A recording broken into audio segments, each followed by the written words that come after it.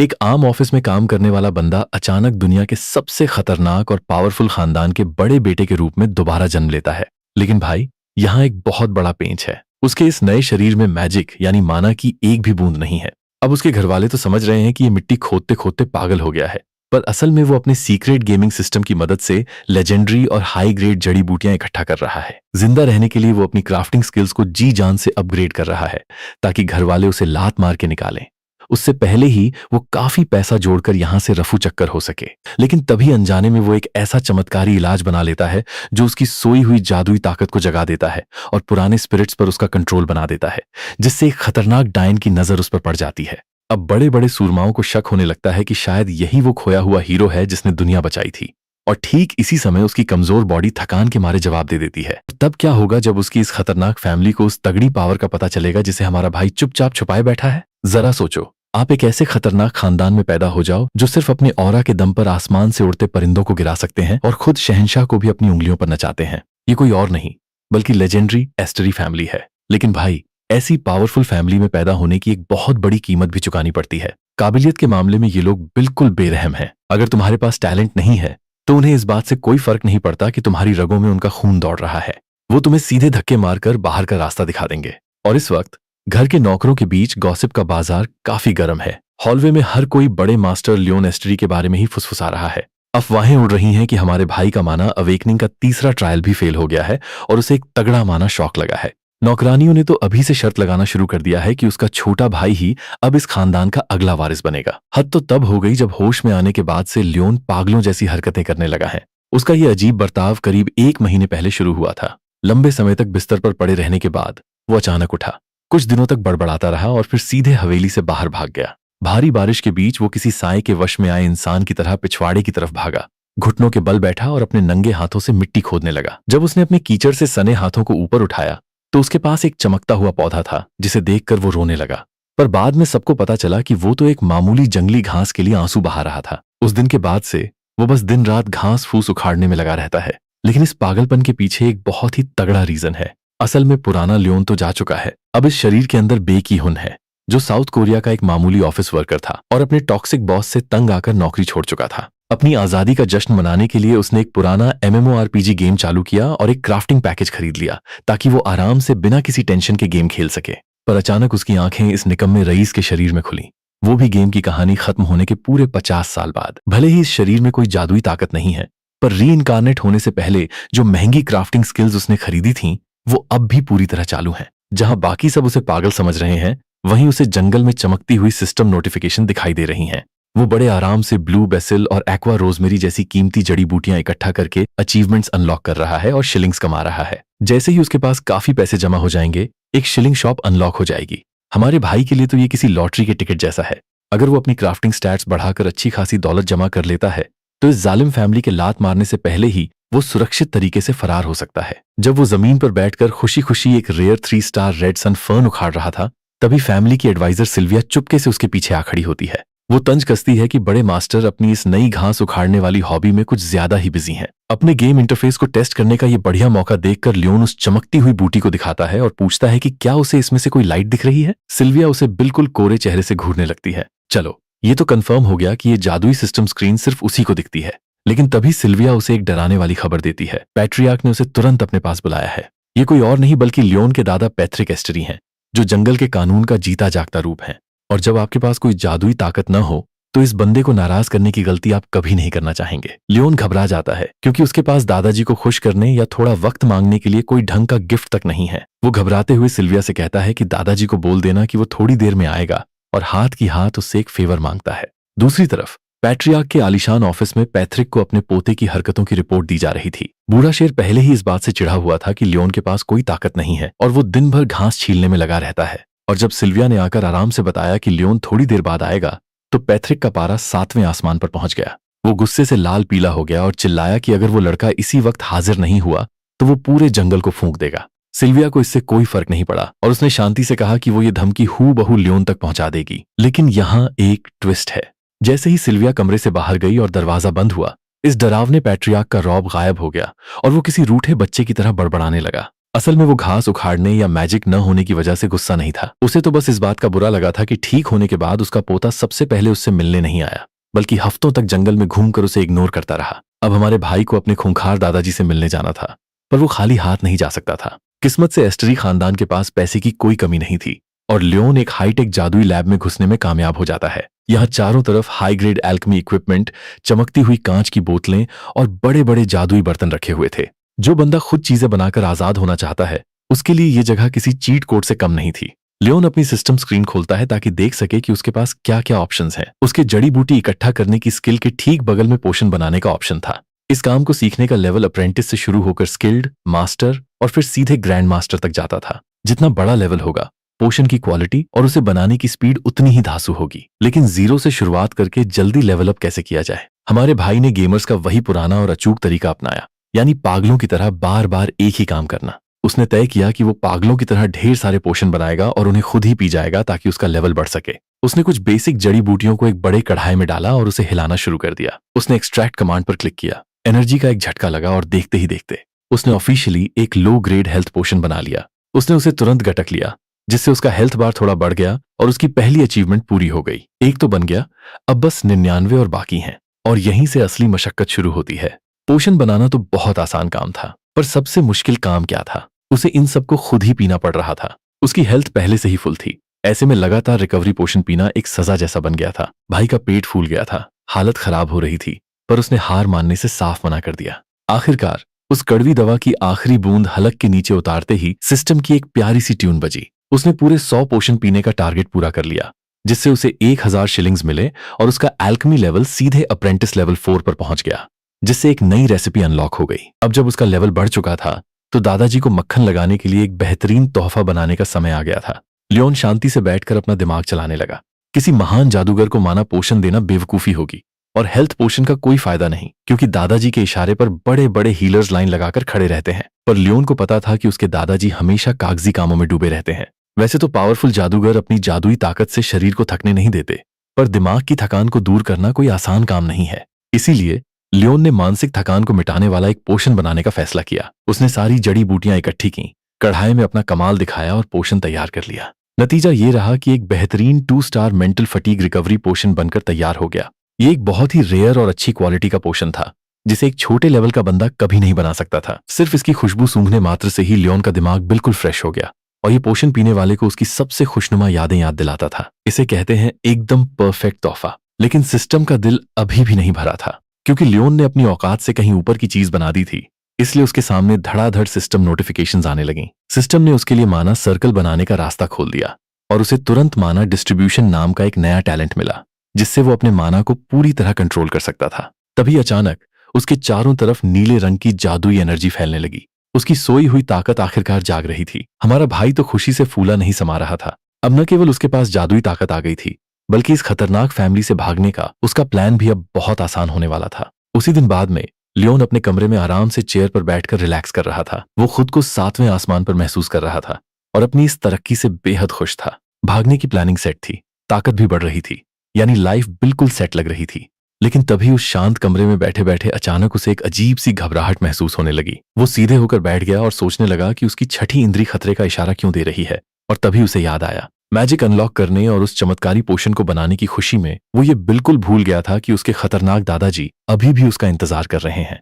अब भाई, पैथ्रिक कोई आम दादाजी नहीं है, वो एस्टरी खानदान के मुखिया हैं। एक ऐसे लेजेंडरी हीरो जिनके पास इतनी ताकत है कि वो रातों रात एक नया देश खड़ा कर दें। लेकिन इस वक्त अपनी तमाम ताकतों के बावजूद वो बस एक फिक्रमंद दादा की तरह खिड़की के पास टहल रहे हैं, क्योंकि उनका पोता लेट हो चुका है। सिल्विया पास ही खड़ी होकर उन्हें परेशान देख रही थी और उसने पूछा कि आखिर लियोन पोशन बनाने के लिए इतनी मेहनत क्यों कर रहा है। पैथ्रिक ने एक टिपिकल सुंदरी की तरह मुंह बनाते हुए कुछ बुदबुदाया। वो शिकायत करने लगे कि इस कमजोर शरीर के साथ वो लड़का क्या साबित करना चाहता है, जबकि हमारी फैमिली के पास पहले से ही अथाह दौलत और ताकत है। पर दिल ही दिल में वो बस यही चाहते थे कि उनका पोता बिना किसी खतरे के एक सुरक्षित और आराम की जिंदगी जिए। सिल्विया ने प्यार से समझाया कि जब लियोन वो पोशन बना रहा था तो उसके चेहरे पर एक सच्ची खुशी थी। पैथ्रिक ने एक ठंडी सांस भरी। उन्होंने कहा कि जब उस बच्चे पर हमेशा मौत का साया मंडरा रहा हो तो खुशी की बात करना भी एक अमीरी जैसा लगता है। लियोन तीसरे माना शौक से जैसे तैसे बच पाया है, जो अपने आप में एक चमत्कार है। पैथ्रिक जानते हैं कि किस्मत हमेशा साथ नहीं देगी और वो बस उस बच्चे की सलामती चाहते हैं।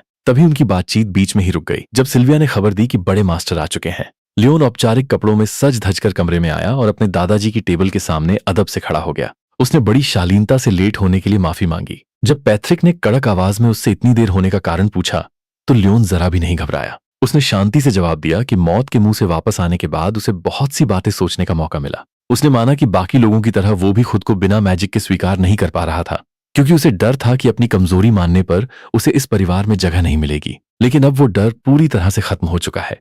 लियोन ने उस चमकती हुई नीली बोतल को टेबल पर रख दिया। उसने बताया कि ये पोशन इस बात का सबूत है कि उसने अपनी सीमाओं को मान लिया है और वो अब ऐसा इंसान बनने की कोशिश कर रहा है जिससे परिवार का नाम खराब न हो। ये जानते हुए कि दादाजी पूरे साम्राज्य को संभालने की वजह से कितने थके रहते हैं, लियोन मुस्कुराया और बोला कि जब भी आपको फुर्सत मिले आप इसे जरूर पी लेना। ये सुनकर पैट्रिक हैरान रह गए।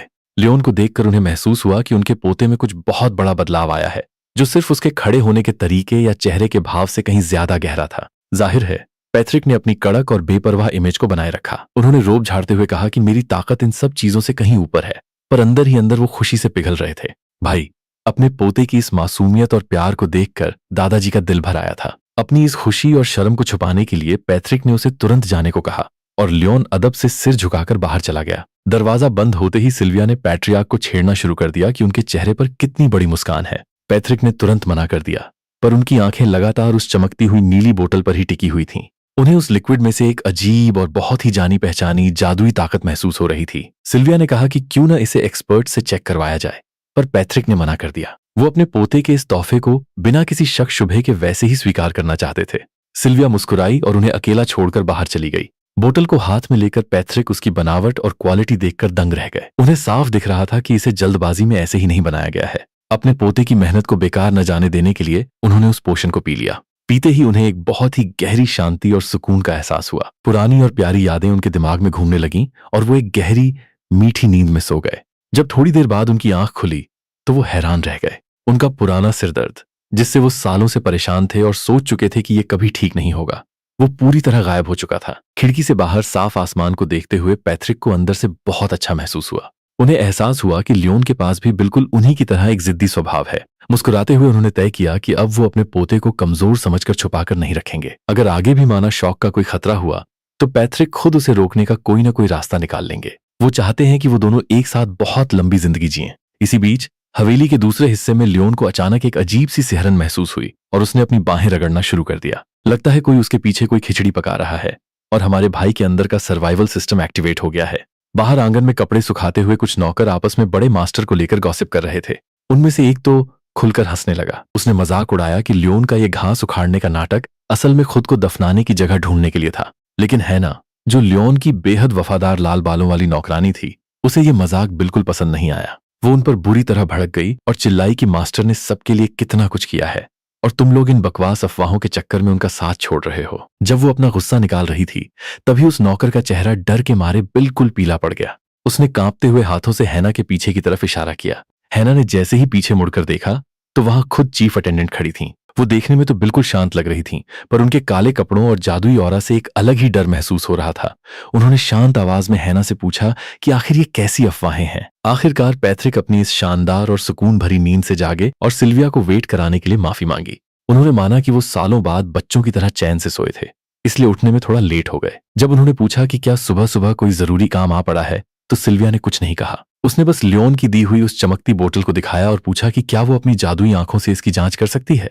जैसे ही उसने अपना मैजिक चालू किया, उस बोतल के चारों तरफ प्राचीन जादुई शब्द तैरने लगे।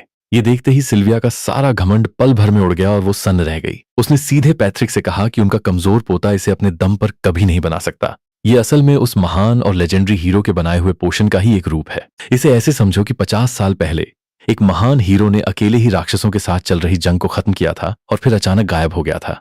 वो बंदा इतना ताकतवर था कि कोई काल कोठरी उसे रोक नहीं सकती थी और खुद भगवान भी उससे पंगा लेने से कतराते थे। सिल्विया के लिए, जो खुद इस वक्त एस्टरी खानदान के तहखाने में एक जादुई कॉन्ट्रैक्ट में बंधी है, वो गायब हीरो ही उसकी आजादी की इकलौती उम्मीद है। ऐसे में उस हीरो के बनाए पोशन जैसी खुशबू वाली चीज मिलना बहुत बड़ी बात थी। लेकिन पैट्रिक ने यहां समझदारी से काम लिया। उन्होंने कहा कि भले ही ये पोशन कमाल का है, पर इसमें असली रेसिपी जैसी दुनिया को हिला देने वाली ताकत नहीं है। इसलिए ऐसा सोचना कि हमारा कमजोर और बिना मैजिक वाला लियोन ही वो महान हीरो है, बिल्कुल बकवास होगा। फिर भी पैट्रिक के मन में उत्सुकता जाग उठी थी। इसे पीने के बाद मिले सुकून को देखकर उस 8 सर्किल के जादूगर को लगा कि क्या इसका कोई और अच्छा वर्जन उनकी बहन की मदद कर सकता है। पता चलता है कि सिल्विया असल में पैट्रिक की बहन ही है, जो एडवाइजर बनकर सबके सामने छुपी बैठी है। वो उनकी चिंता पर हंसते हुए बोली कि 1000 साल पुरानी डायन, जो पूरी तरह स्वस्थ है और पहाड़ों को हिला सकती है, उसके लिए परेशान होना बिल्कुल फालतू बात है। उसने कहा कि हमारे नन्हे पोते पर फालतू की उम्मीदों का बोझ मत डालो। पैट्रिक ने नम आंखों से अपनी बहन की तरफ देखा और कहा कि वो तो बस उस बच्चे के प्यार और मेहनत की कद्र करना चाहते हैं जिसने उनके लिए इतनी कोशिश की। और लो, शैतान का नाम लिया और शैतान हाजिर।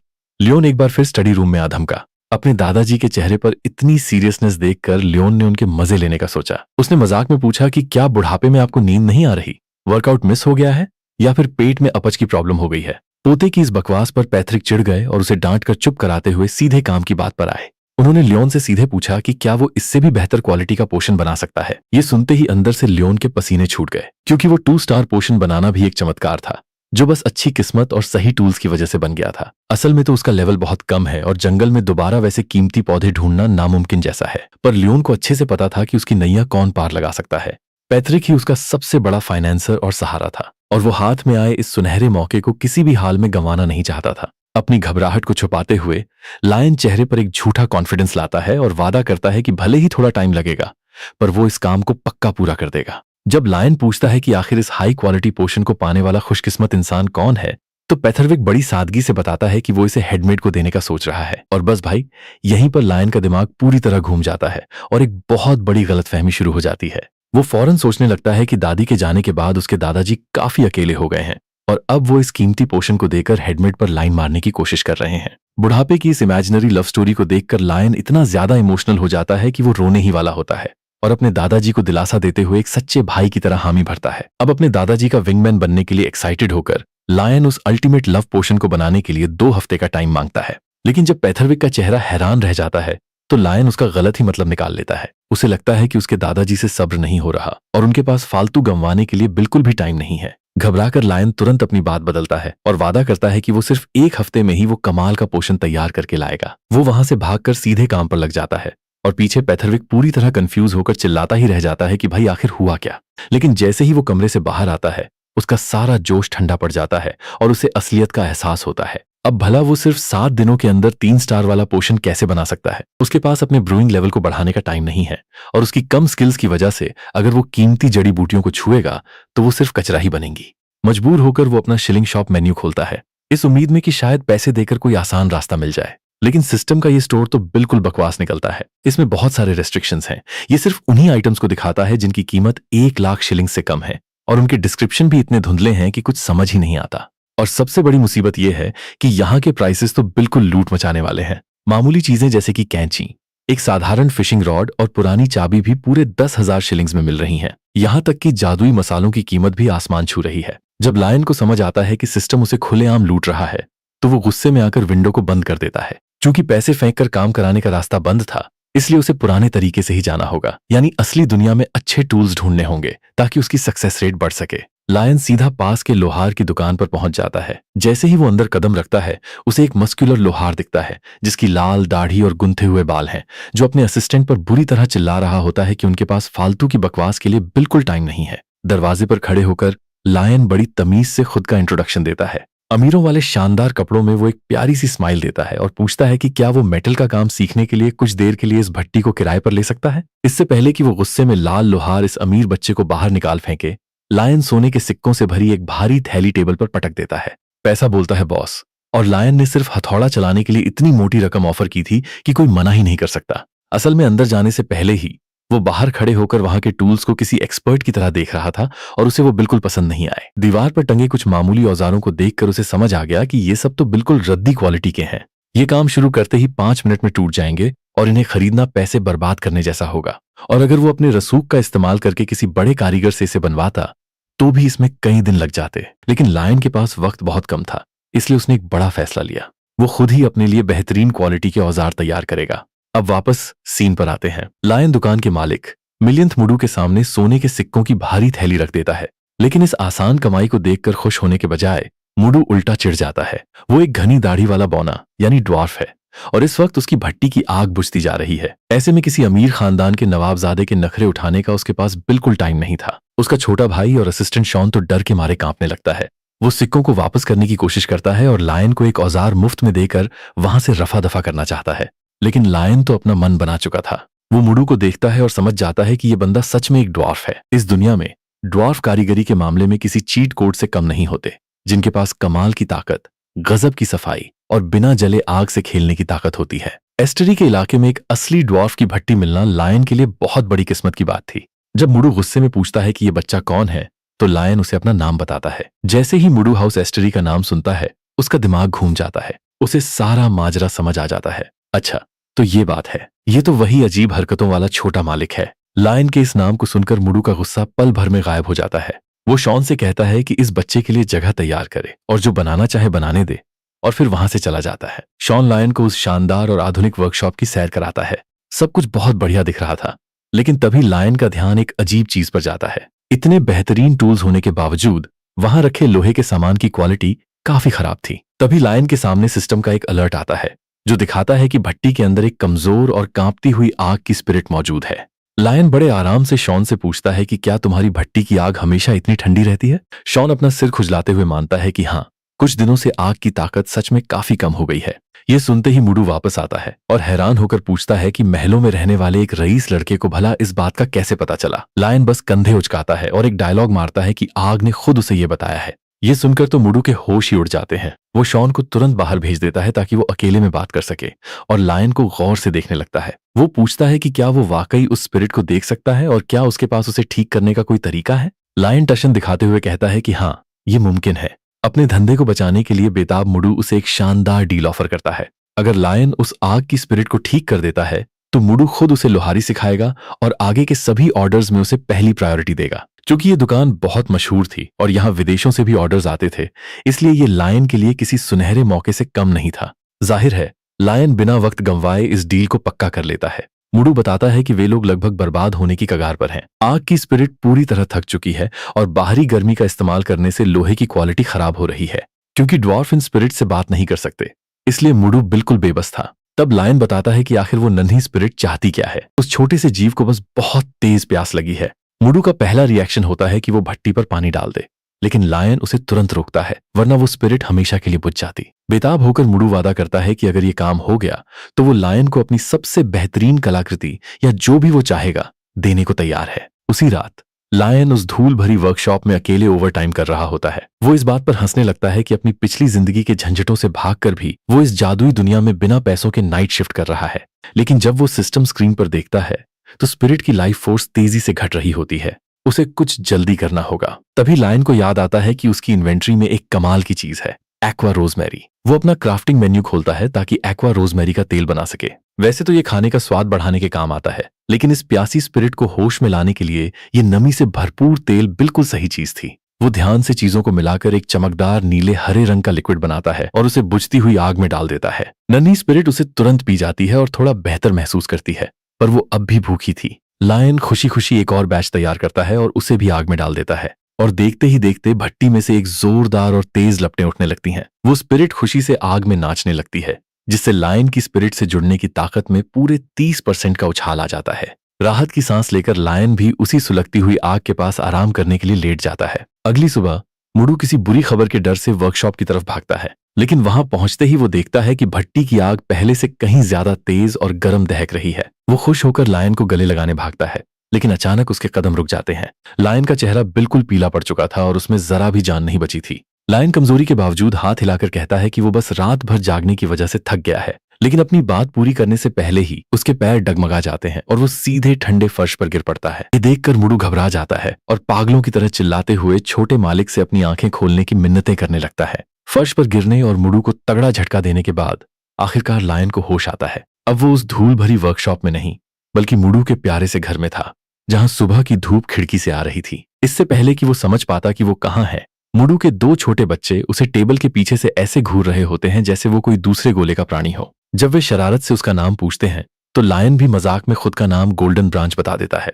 इस पर वो छोटा बच्चा भी पीछे नहीं रहता और गर्व से खुद का नाम जेड लीफ रख लेता है। उन्हें हंसते खेलते देख लायन को अपनी पिछली जिंदगी के छोटे भाई बहन की याद आ जाती है, जो हमेशा काफी चिड़चिड़े और दूर दूर रहते थे। इस पुरानी याद के बाद उसे एक बात अच्छे से समझ आ जाती है। लायन सोचता है कि जब तक वो इस दुनिया में अपने छोटे भाई से दूर रहेगा, उसकी जिंदगी बड़े मजे से कटेगी। वैसे भी उसे एस्टरी खानदान के वारिस बनने की इस गंदी लड़ाई में पड़ने का कोई शौक नहीं है। ठीक उसी वक्त मुडू की पत्नी की एंट्री होती है। लिया गर्मा गर्म सूप का कटोरा लेकर अंदर आती है और बच्चों को मेहमान को परेशान करने के लिए डांटती है। लायन मुस्कुराते हुए उन्हें अपना असली नाम बताता है, लेकिन बच्चों को छोटे मालिक कहना ज्यादा पसंद आता है और वो उसे इसी नाम से बुलाने की जिद करते हैं। लिया प्यार से इस शोर शराबे के लिए माफी मांगती है और बताती है कि मुडू आग की स्पिरिट को बचाने के लिए इतना शुक्रगुजार था कि वो लायन को आराम कराने और खाना खिलाने के लिए अपने घर ले आया। और जिसकी बात हो रही थी वही मुडू कोयले की कालिख लगाए अपने हंसते हुए बच्चों को पीठ पर लादे अंदर आ जाता है।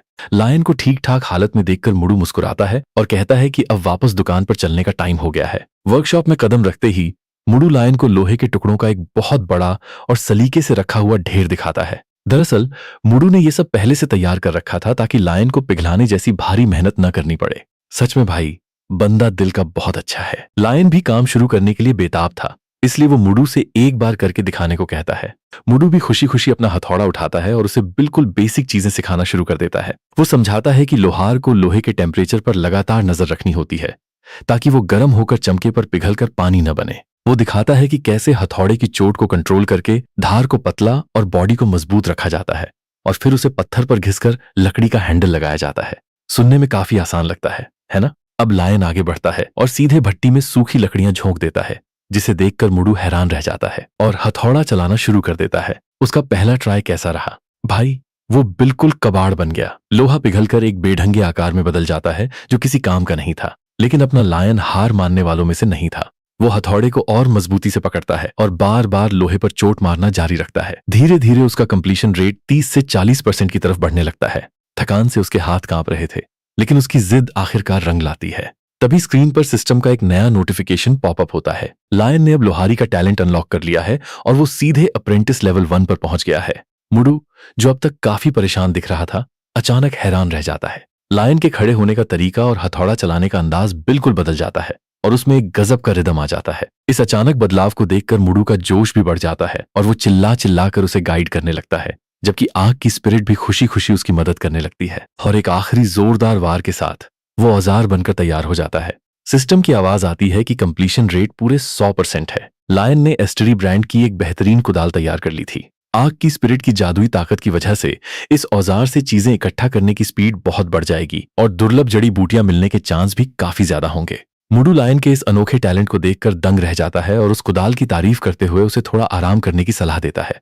पर लायन तो पूरी तरह अपने काम में डूबा हुआ था। आराम करने के बजाय वो फौरन कहता है कि उसे अब दरांती बनाना सीखना है। मुडू ठहाका मारकर हंसता है और उसकी इस दीवानगी को देखकर खुशी खुशी उसे आगे सिखाने के लिए तैयार हो जाता है। उस रात भी लायन भट्टी के सामने जमकर पसीना बहाता है और वो इतनी कड़ी मेहनत आखिर क्यों कर रहा है?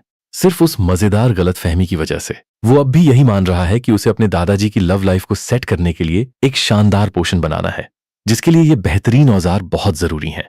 मानना पड़ेगा भाई, भले ही वजह गलतफहमी थी, पर बंदे की मेहनत लाजवाब थी। अगले दिन लायन अपनी नई कुदाल और दरांती लेकर उनका टेस्ट करने के लिए जंगल की तरफ निकल पड़ता है और फर्क साफ दिखाई दे रहा था। वो बड़ी आसानी से एक दुर्लभ जड़ी बूटी खोद निकालता है और उसे समझ आता है कि इन बेहतरीन टूल से अब वो बहुत कीमती चीजें ढूंढ सकता है। वो मुस्कुराता है क्योंकि अब लेवल 3 का पोषण बनाना उसके लिए बिल्कुल मुमकिन हो गया था। जंगल में थोड़ा और आगे जाने पर उसे शकरकंदी के पत्तों से ढका हुआ मिट्टी का एक छोटा सा ढेर दिखता है। अपने नए टूल को आजमाने के लिए वो कुदाल हवा में उठाता है और पूरी ताकत से जमीन पर मारता है। तभी अचानक उसके सामने एक तेज रोशनी के साथ आग भड़कती है, जिससे वो थोड़ा चौंक जाता है। तभी सिस्टम की तरफ से मैसेज आता है कि कुदाल के अंदर मौजूद आग की स्पिरिट की ब्लेसिंग एक्टिवेट हो गई है। जब वो आग शांत होती है तो लायन हैरान होकर देखता है कि उसके हाथ में बढ़िया तरीके से भुनी हुई शकरकंद की प्लेट है। जंगल के बीच खड़ा होकर लायन अपना सिस्टम मेन्यू चेक करता है कि आखिर इस कुदाल ने मिट्टी के ढेर को पके हुए खाने में कैसे बदल दिया। पता चलता है कि ये एक पैसिव स्किल है जिसका नाम blessing of the fire spirit है।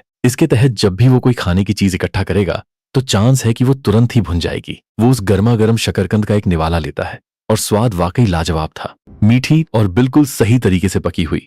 जब वो मजे से खा रहा होता है तभी 3 छोटी सफेद चिड़ियां उड़कर उसके पास आती हैं। लायन मुस्कुराता है और उस चिड़िया के लिए शकरकंद का एक टुकड़ा तोड़कर उसके पास रख देता है। उसे मजे से दाना चुगते देख लायन को अचानक कुछ पुरानी यादें सताने लगती हैं।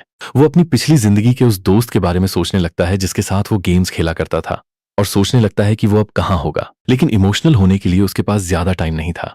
वो कुछ और शकरकंद इकट्ठे करता है अपने इस कमाल के टूल की ताकत को देखता है और वापस जाने की तैयारी करता है। इस बीच एस्टरी हवेली में नौकरों की चिंता के मारे हालत खराब हो रही थी। जॉन और बाकी लोग बगीचे में चक्कर काट रहे थे और बहुत ज्यादा टेंशन में थे। लायन को भट्टी की तरफ गए पूरे 3 दिन बीत चुके थे और हवेली में तरह तरह की अफवाहें उड़ने लगी थीं। लोग फुसफुसा रहे थे कि या तो छोटे मालिक को परिवार से निकाल दिया गया है या फिर उनकी नाजुक सेहत की वजह से उनकी जान चली गई है। जैसे ही सबका सब्र का बांध टूटने वाला होता है, तभी लायन बड़े आराम से बगीचे में ऐसे एंट्री लेता है जैसे कोई वॉक पर गया हो। उसके हाथ में नीले फूलों का एक गुच्छा था, कपड़े धूल से सने थे और वो छोटी सफेद चिड़िया अब भी उसके कंधे पर बैठी हुई थी। वो लोगों के उतरे हुए चेहरों को देखकर हाथ हिलाता है और कहता है कि वो बिल्कुल ठीक है। सिल्विया हेडमेड के रूप में आगे आती है और कहती है कि उसे खुद पर इतना जुल्म करने की कोई जरूरत नहीं है। जाहिर है लायन ने यहां भी अपनी गलतफहमी का तड़का लगा दिया। उसे लगा कि उसके दादाजी से पेट में कोई बात पचती नहीं और उन्होंने इस सीक्रेट डील के बारे में सबको बता दिया है। वो गर्व से मुस्कुराते हुए कहता है कि चिंता की कोई बात नहीं है, क्योंकि वो सारे जरूरी सामान समय से पहले ही ले आया है। नौकर उसे लगी चोटों के लिए दवा देने की कोशिश करते हैं, पर लायन सबको नजरअंदाज करके सीधा अपनी लैब की तरफ भागता है ताकि पोषण बनाना शुरू कर सके। उसे भागते हुए देखकर सिल्विया के मन में घबराहट और एक अजीब सी उम्मीद जाग उठती है। चूंकि वो असल में एक जादूगरनी यानी विच थी, इसलिए इंसानों वाले साधारण पोषण उस पर काम नहीं करते थे। लेकिन इस कमजोर लड़के को खुद को खतरे में डालकर भट्टी में तपने और रात रात भर जड़ी बूटियां ढूंढने की मेहनत करते देख उसके दिल में कुछ हलचल होने लगती है। वो सोचने लगती है कि शायद ये लड़का सच में कोई चमत्कार कर दिखाए। कुछ दिनों बाद सिल्विया पेथरविक के पर्सनल स्टडी रूम में हाथ में एक चमकती हुई नीली बोतल लिए खड़ी होती है। सिर्फ एक घूंट ही काफी था। सालों से उसके दिमाग और भावनाओं पर छाया हुआ जादुई कोहरा पल भर में गायब हो जाता है और उसकी सोचने की ताकत बहुत तेज हो जाती है। हैरान होकर वो पेथरविक से पूछती है कि क्या उसने चोरी छिपे उस लड़के की मदद की है, लेकिन मुखिया ना में अपना सिर हिला देता है। उसका इसमें कोई हाथ नहीं था। इसका मतलब था कि लायन ने अपने दम पर एक असली हीरो वाला पोषण तैयार किया था। लेकिन खुशी मनाने के बजाय पूरे कमरे में एक गहरा सन्नाटा छा जाता है, क्योंकि इस दुनिया में हीरो होना कोई फख्र की बात नहीं है। ये तो एक बेहद दर्दनाक किस्मत की तरह है। सच्चे हीरोज को दुनिया बचाने के लिए हमेशा खतरनाक लड़ाइयां लड़नी पड़ती हैं, जहां सिवाय अकेलेपन और दर्द के कुछ नहीं मिलता। और जैसे ही दुनिया में शांति लौटती है, वो बिना कोई नाम ओह निशान छोड़े गायब हो जाते हैं। पेथरक पूरी तरह से टूट चुका है, क्योंकि दशकों पहले इसी चक्र की वजह से उसने अपने एक बहुत करीबी दोस्त को खो दिया था। वो किसी भी हाल में अपने खुद के पोते को ऐसी दर्दनाक किस्मत की तरफ धकेले जाते नहीं देख सकता। सिल्विया धीरे से मुस्कुराती है और कहती है कि क्यों ना हम अपने इस छोटे से पिल्ले को दुनिया की नजरों से छिपा कर रखें। और इसी के साथ वो तुरंत अनाउंस कर देती है कि वो फैमिली एडवाइजर की अपनी पोस्ट से रिटायर हो रही है। ये सुनकर पेथरक गुस्से और हैरानी में अपने टेबल पर जोर से हाथ मारता है। वो पूछता है कि क्या उसका दिमाग खराब हो गया है। वो उसे याद दिलाता है कि जिस मैजिकल कॉन्ट्रैक्ट से वो सदियों से आजाद होना चाहती थी, आज वो सिर्फ लायन के लिए उस आजादी को लात मार रही है। लेकिन सिल्विया बिल्कुल शांत रहते हुए कहती है कि एक विच की चिंता करके अपनी एनर्जी वेस्ट करने की कोई जरूरत नहीं है। उसके कॉन्ट्रैक्ट के हिसाब से भले ही वो अस्तारी टेरिटरी से बाहर नहीं जा सकती, लेकिन उसकी सीमाओं के अंदर एक नॉर्मल इंसान बनकर रहने से उसे कोई नहीं रोक सकता। लायन के साथ ने उसे फिर से एक इंसान होने का एहसास कराया था और अब वो उसका ये एहसान चुकाने के लिए पूरी तरह तैयार है। एक हल्की सी चमक के साथ वो अपनी बूढ़ी मेड वाली इल्यूजन को हटा देती है और अपने असली रूप में आ जाती है। एक बेहद खूबसूरत काले बालों और लाल आंखों वाली विच। वो कसम खाती है कि वो साई की तरह उसकी हिफाजत करेगी, ताकि कोई भी उसकी असली ताकतों के बारे में जान न सके।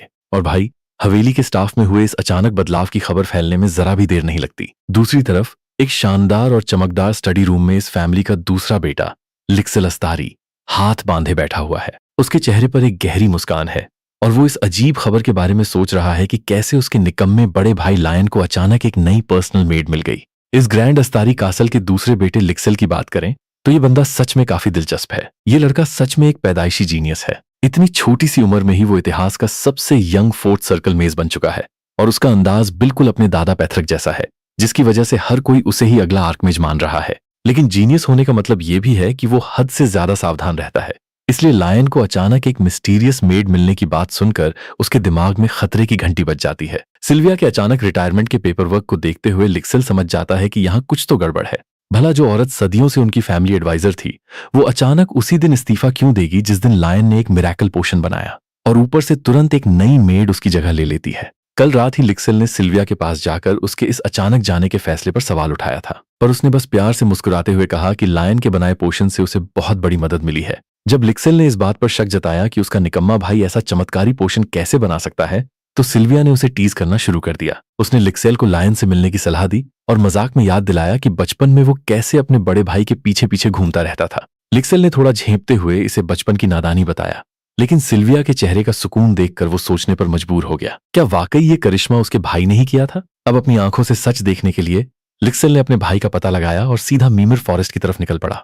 रात के वक्त उस डरावने और घने जंगल में कदम रखते ही लिक्सेल को अपने फैसले पर पछतावा होने लगता है। वो वहां के अजीब माहौल को कोसता है और सोचता है कि लायन को इस भूतिया जगह पर आने की क्या जरूरत थी, जब वो अपने नौकर जॉन को कहकर कोई भी जड़ी बूटी मंगवा सकता था। तभी अचानक लिक्सेल को झाड़ियों में कुछ सरसराहट सुनाई देती है। पेड़ों के बीच से झांकते हुए वो देखता है कि लायन जमीन पर बैठा हुआ मिट्टी में कुछ ढूंढ रहा है। और भाई, लिक्सेल के तो होश ही उड़ जाते हैं जब वो देखता है कि लायन मिट्टी से सना हुआ एक भुना शकरकंद निकालकर उसे खाने जा रहा है। उसे डर लगता है कि कहीं उसका कमजोर भाई इस मिट्टी की वजह से बीमार न पड़ जाए, इसलिए वो घबराकर विंड मैजिक का इस्तेमाल करता है और उसके हाथ से वो खाना उड़ा देता है। लेकिन भाई, मैजिक कुछ ज्यादा ही तेज था, जिसने उस शकरकंद के चिथड़े उड़ा दिए और उसे खाने लायक भी नहीं छोड़ा। लायन को तुरंत बहुत गुस्सा आता है। वो अपनी मुट्ठियां भींचता है और चिल्लाता है कि किसने उसका खाना बर्बाद किया। लेकिन जैसे ही वो सामने अपने छोटे भाई को देखता है, उसका गुस्सा गायब हो जाता है और वो हैरान रह जाता है। अब जब चोरी पकड़ी ही गई थी तो लिक्सेल अपनी इज्जत बचाने के लिए लायन को हाइजीन पर लेक्चर देने लगता है कि जमीन से उठाकर गंदी चीजें खाना कितना अनसाइंटिफिक है।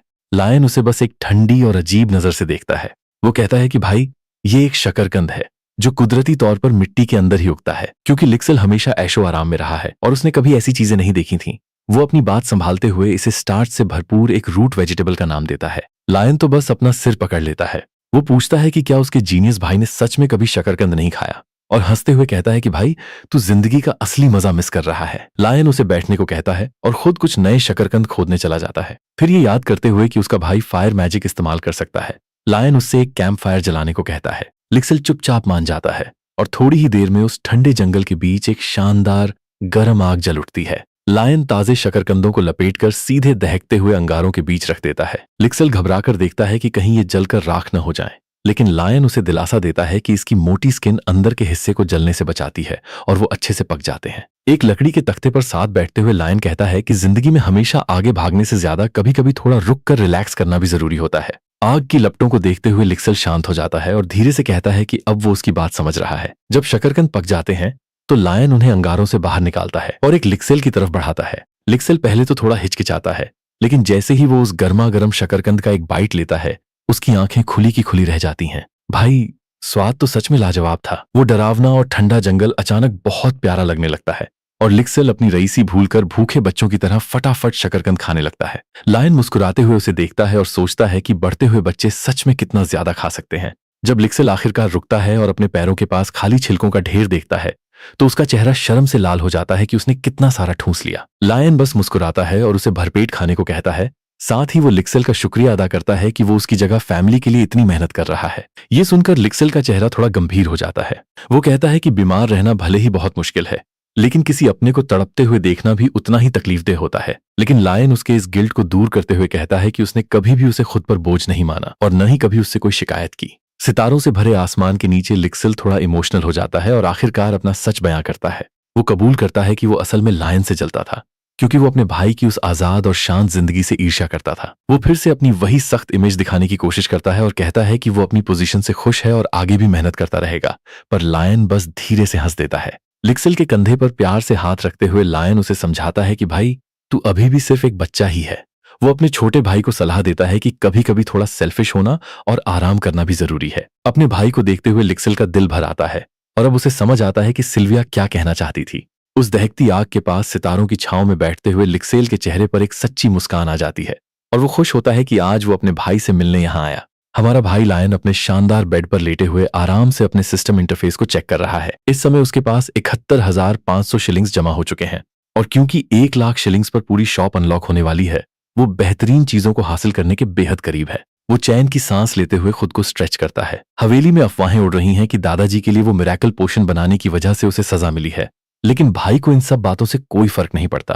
वो खुद में ही हंसता है कि ये तो बड़े दुख की बात है कि दादाजी को हेडमेट सिल्विया ने रिजेक्ट कर दिया, पर जो भी हो, बुढ़े की लव लाइफ से उसे क्या लेना देना। सबसे अच्छी बात तो ये है कि अब लायन और उसके छोटे भाई लिक्सेल के बीच के रिश्ते सुधर चुके हैं। अब जब उसे घर से निकाले जाने का कोई डर नहीं है, लायन सोचता है कि चलो अब थोड़ा बाहर घूमकर अपनी मर्जी की चीजें की जाएं। वो जाने की तैयारी कर ही रहा होता है कि तभी दरवाजे पर दस्तक होती है और अंदर आती है उनकी नई मेड एल्विया। वो लंबे काले बालों और तीखी लाल आंखों वाली एक बेहद अट्रैक्टिव लड़की है, जिसे देखकर लगता है कि वो किसी दूसरी ही दुनिया से आई है। उसके अंदर आते ही लायन को थोड़ा अजीब और अनकंफर्टेबल महसूस होता है, लेकिन वो तुरंत इस बात को नजरअंदाज कर देता है। आखिर ये एक फैंटेसी दुनिया है जहां ड्वार्फ्स और मैजिक जैसी चीजें नॉर्मल हैं, तो ऐसे अनोखे लोगों से मिलना कोई बड़ी बात नहीं है। लायन उसका वेलकम करता है और कहता है कि उसके आने की वजह से ही आखिरकार वो अपने भाई के करीब आ पाया। एल्विया बस बड़े अदब से झुकती है और ऐसे बिहेव करती है जैसे उसे कुछ पता ही ना हो। लायन भी ज्यादा सवाल नहीं करता। वो मुस्कुराते हुए कहता है कि हम बाद में बात करेंगे, क्योंकि आज वो लिक्सेल के साथ बाहर जाने वाला है। इधर बाहर खड़ा लिक्सेल इंतजार कर रहा है, पर उसका दिमाग टेंशन के मारे बुरी तरह से घूम रहा है। वो काफी समय से लायन के डेली रूटीन पर नजर रख रहा था और अपने भाई की इस भयंकर कमजोरी को देखकर वो बहुत ज्यादा फिक्रमंद है। उसे अच्छे से याद है कि कभी कभी तो खाना हजम करने की मेहनत के चलते ही लायन बेहोश हो जाता था। लिक्सेल को डर है कि उन मैना शॉक्स की वजह से उसके भाई की सेहत हमेशा के लिए खराब हो गई है, इसलिए वो आने वाली कमिंग ऑफ एज सेरेमनी से पहले किसी प्रीस्ट से उसका चेकअप कराना चाहता है। लेकिन भाई, इसमें एक बहुत बड़ा पेंच है। मैजिक को मानने वाली इस अस्तारी फैमिली के रिश्ते टेम्पल के साथ बहुत खराब हैं, इसलिए लिक्सेल सीधे जाकर अपॉइंटमेंट नहीं ले सकता। इसलिए वो एक शातिर प्लान बनाता है। वो लायन को सोशल वर्क यानी चैरिटी के काम में साथ ले जाएगा, क्योंकि टेम्पल वाले चैरिटी को बहुत मानते हैं। इसलिए दान करने के बहाने वो बिना फैमिली की नजर में आए लायन को प्रीस्ट के सामने ला सकता है। शहर की भीड़ भाड़ वाली गलियों से गुजरते हुए लायन उससे पूछता है कि आखिर हम जा कहाँ रहे हैं। लिक्सेल समझाता है कि दो अमीर घर के लड़के अगर दिन के उजाले में ऐसे घूमेंगे तो लोगों का ध्यान खींचेगा, इसलिए उन्हें भेष बदलना होगा। लायन किसी नॉर्मल कपड़ों की दुकान पर जाने को कहता है, पर लिक्सेल का इरादा कुछ और ही है। वो उसे एक सुनसान और संदेहास्पद दिखने वाली मैजिक शॉप पर ले जाता है, जिसकी छत नुकीली है। वहां एक हंसमुख गंजा दुकानदार उनका वेलकम करता है और दावा करता है कि उसकी दुकान पर हर तरह का सामान मिलता है। जब लिक्सेल भेष बदलने की कोई चीज मांगता है तो वो बंदा बड़े जोश के साथ एक प्रीमियम आइटम निकालता है, जिसे गोल्डन हेयर पिन कहा जाता है। ये एक ऐसा जादुई टूल है जो 10 घंटों के लिए आपके बालों का रंग, आंखें और पूरा हुलिया बदल देता है। ये काफी महंगा है, लेकिन हमारे लायन के पास पैसों की कोई कमी नहीं है, इसलिए वो इसे तुरंत खरीद लेता है। इतनी बड़ी खरीदारी करने की वजह से दुकानदार उसे गिफ्ट में एक कीमती आर्टिसन रिपेयर टूल किट भी दे देता है, जिससे किसी भी लो टियर चीज को ठीक किया जा सकता है। दोनों भाई एक शांत गली में जाते हैं ताकि इस नए सामान को टेस्ट कर सकें। एक हल्की सी जादुई आवाज के साथ वो हेयरपिन अपना काम शुरू कर देती है। लायन के बाल भूरे और आंखें नीली हो जाती हैं और लिक्सेल का हुलिया भी पूरी तरह बदल जाता है। अब जब वो वापस सड़क पर आते हैं तो बिल्कुल आम लोग लग रहे होते हैं और भीड़ में आसानी से मिक्स हो जाते हैं। लेकिन लायन तब हैरान रह जाता है जब लिक्सेल उसे टेम्पल ले जाने के बजाय सीधे एक मिल की तरफ ले जाता है। लिक्सेल कहता है कि डोनेशन के लिए आटा सबसे सही चीज है और वो बस अपना ऑर्डर चेक करने आए हैं। लेकिन असल में लिक्सेल यहाँ बहुत बड़ी चाल चल रहा था। वो मिल के मालिक निकोलस से मिलना चाहता है, जो बहुत बड़ा धार्मिक इंसान है और जिसका टेम्पल की चैरिटी से गहरा कनेक्शन है। लिक्सेल जानता था कि अगर निकोलस पर अच्छा इंप्रेशन पड़ गया तो वो बिना किसी झंझट के किसी प्रीस्ट से उनका पर्सनल चेकअप करवा देगा। निकोलस उन दोनों का बड़े प्यार से स्वागत करता है और ताजे पिसे हुए आटे के बोरे उनके सामने रखता है। दो छोटे बच्चों को इतना सारा आटा खरीदते देख निकोलस पूछता है कि वो इस आटे का क्या करने वाले हैं। लिक्सेल अपनी एक्टिंग चालू रखता है और बड़ी मासूमियत से कहता है कि उसने इलाके में कुछ भूखे बच्चों को देखा था, इसलिए वो उनकी मदद करना चाहता है। निकोलस ये सुनकर बहुत इमोशनल हो जाता है। वो पूछता है कि क्या उन्होंने दान देने के लिए कोई जगह सोची है, और लिक्सेल मन ही मन दुआ कर रहा होता है कि वो खुद टेम्पल का नाम ले। और बिल्कुल सही टाइम पर निकोलस उन्हें उसी अनाथालय का नाम बताता है जिसे टेम्पल वाले चलाते हैं। वो बताता है कि आजकल वहां फंड की बहुत कमी है और हमारी इस मैजिक के पीछे पागल अस्तारी फैमिली को तो सिर्फ रिसर्च से मतलब है, इसलिए कोई भी रईस खानदान इन चैरिटीज पर ध्यान नहीं देता। वैसे निकोलस भी काफी समझदार इंसान था। उनके इतने बड़े ऑर्डर और बात करने के सलीके को देखकर वो भांप जाता है कि ये दोनों पक्का किसी बड़े और रईस खानदान के लड़के हैं। जहां एक तरफ लिक्सेल मन ही मन खुश हो रहा था कि उसका प्लान काम कर गया, वहीं लायन आगे बढ़कर एक बहुत ही प्रैक्टिकल बात बोलता है। वो कहता है कि अगर हम ये सूखा आटा दान कर भी दें तो अनाथालय के लोगों को इसे खाने लायक रोटी या ब्रेड बनाने में बहुत टाइम और मेहनत लगेगी। निकोलस भी उसकी इतनी प्रैक्टिकल सोच देखकर हैरान रह जाता है। लायन अपने छोटे भाई की तरफ देखकर मुस्कुराता है और एक बहुत ही बढ़िया आइडिया देता है। वो कहता है कि क्यों ना हम इसी आटे से यहीं पर गर्मा गर्म ब्रेड बना लें, ताकि जैसे ही ये बच्चों के पास पहुंचे वो इसे तुरंत खा सकें। लायन अपने हाथ बांधता है और उन्हें बिल्कुल सही लॉजिक समझाता है। वो कहता है कि हमें इस ताजे पिसे आटे को यहीं पर ब्रेड में बदल देना चाहिए। उसका सोचना बिल्कुल सीधा था। बच्चों को आटा तो मिल जाएगा, पर उनके पास यीस्ट या तेल जैसी जरूरी चीजें शायद ना हो। अगर भलाई करनी ही है तो क्यों न पूरी तरह से की जाए और उन्हें गर्मा गर्म ब्रेड दी जाए। मिल का मालिक निकोलस तुरंत इस बात के लिए राजी हो जाता है। वो गर्व से कहता है कि हमारे यहाँ की ब्रेड पूरे इलाके में सबसे बेस्ट होती है और वो खुशी खुशी इस काम के लिए तैयार हो जाता है। लिक्सेल बस वहीं खड़ा होकर अपने बड़े भाई को बड़ी हैरानी और सम्मान से देखता रह जाता है। बेचारा लिक्सेल तो बस लायन के हेल्थ चेकअप के चक्कर में लगा था। उसने ये सोचा ही नहीं था कि अनाथ बच्चों को सूखा आटा देने से क्या क्या दिक्कतें होंगी। लायन की इस बारीक और समझदारी भरी सोच को देखकर वो उसका और बड़ा फैन बन जाता है। वो मिलके बड़े से हिस्से में जाते हैं जहां निकोलस बढ़िया ऑलिव ऑयल और साबुत गेहूं का आटा निकालता है। लायन समझ जाता है कि इस अच्छे ऑलिव ऑयल के इस्तेमाल से ब्रेड का टेस्ट सच में लाजवाब होने वाला है। निकोलस उन्हें पूरा प्रोसेस करके दिखाता है, कैसे आटे में यीस्ट, नमक और दूध मिलाना है और फिर उस डो को तेल लगे बर्तन में फर्मेंट होने के लिए छोड़ना है। फिर वो दिखाता है कि कैसे उसकी हवा निकालनी है, उसमें सूरजमुखी के पिसे हुए बीज मिलाने हैं और उसे गोल शेप देना है। लायन ये सब देखता है और मुस्कुराता है। भाई, उन मुश्किल मैजिकल फॉर्मूलों को रटने के सिरदर्द के सामने ब्रेड बनाना तो बच्चों का खेल लग रहा था। अब उनके हुनर का टेस्ट लेने का टाइम आ चुका था। निकोलस अपने और लिक्सेल के तैयार किए हुए डो को ओवन में पकने के लिए रख देता है। लिक्सेल थोड़े बड़े साइज की ब्रेड बनाने के चक्कर में गड़बड़ कर देता है, जिससे उसकी पहली ब्रेड ऊपर से थोड़ी जल जाती है। निकोलस काफी अच्छा इंसान है। वो हंसते हुए कहता है कि पहली बार के हिसाब से ये फिर भी काफी अच्छा है। लेकिन जब लायन की ब्रेड बाहर आती है तो वो एकदम परफेक्ट गोल्डन ब्राउन कलर की दिख रही होती है। वो बाहर से बिल्कुल क्रिस्पी और अंदर से बेहद सॉफ्ट और स्पंजी बनी थी। और इस शानदार कामयाबी के साथ ही लायन का कुकिंग स्किल लेवल बढ़कर सीधा अप्रेंटिस लेवल 2 हो जाता है। निकोलस उस गर्मा गर्म रोल को हाथ में पकड़े हैरान रह जाता है कि एक रईस लड़के ने पहली ही बार में प्रोफेशनल शेफ जैसा ब्रेड बना दिया। जब निकोलस उससे पूछता है कि तुमने ये कैसे किया, तो लायन बहुत ही शांत और हम्बल अंदाज में जवाब देता है। वो कहता है कि उसने कुछ खास नहीं किया, वो तो बस चाहता था कि बच्चों को खाने के लिए सबसे बढ़िया और टेस्टी ब्रेड मिले। ये सुनकर निकोलस के मन में जो भी शक था वो पूरी तरह दूर हो जाता है। उसे समझ आ जाता है कि ये अमीर लड़के बस टाइम पास करने के लिए गरीबों का नाटक नहीं कर रहे हैं, बल्कि सच में मदद करना चाहते हैं।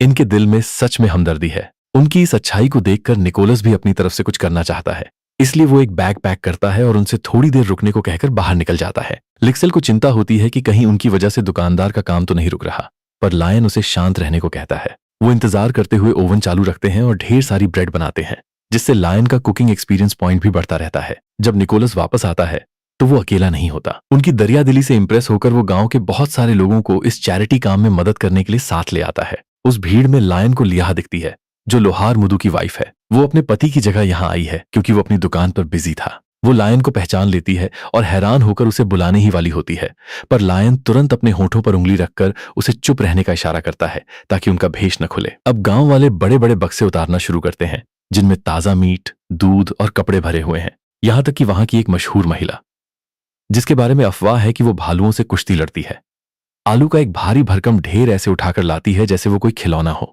पूरे गांव को इस तरह एक साथ मिलकर काम करते देख लिक्सेल का दिल गर्व से भर जाता है। वो लायन के कान में धीरे से कहता है कि भाई, तुम सच में कमाल हो। लेकिन इस वक्त लायन को थोड़ी गिल्ट फील हो रही है। उसे शर्मिंदगी महसूस होती है कि उसने ये सारा नाटक सिर्फ इसलिए शुरू किया था ताकि निकोलस का इस्तेमाल करके वो किसी प्रीस्ट से मिल सके। लेकिन जब वो देखता है कि कैसे सबने इस प्रोजेक्ट में अपनी जी जान लगा दी है और इसका रिजल्ट इतना खूबसूरत निकल कर आया है, तो ये बात सीधा उसके दिल को छू जाती है। कुछ घंटों के सफर के बाद उनका पूरा काफिला टेम्पल के उस बड़े से अनाथालय पहुंच जाता है। वहां की डायरेक्टर तो खुशी के मारे रोने ही लगती है और दूसरी तरफ बच्चे ताजी ब्रेड की खुशबू और नए कपड़ों को देखकर खुशी से झूम उठते हैं और पेटियों को घेर लेते हैं। डायरेक्टर इन दोनों भाइयों से पूछती है कि क्या वो खुद अपने हाथों से बच्चों को खाना बांटना चाहेंगे, और हमारे दोनों भाई खुशी खुशी मान जाते हैं। मामूली कपड़ों के भेष में ये दोनों अमीर भाई टोकरियों के पास बैठ जाते हैं और हंसते खेलते बच्चों को गर्मा गर्म ब्रेड बांटने लगते हैं। खाना बांटते बांटते लायन की नजर अचानक एक पेड़ के नीचे खड़े छोटे से लड़के पर पड़ती है। वो बच्चा वहीं खड़ा होकर हैरान परेशान नजरों से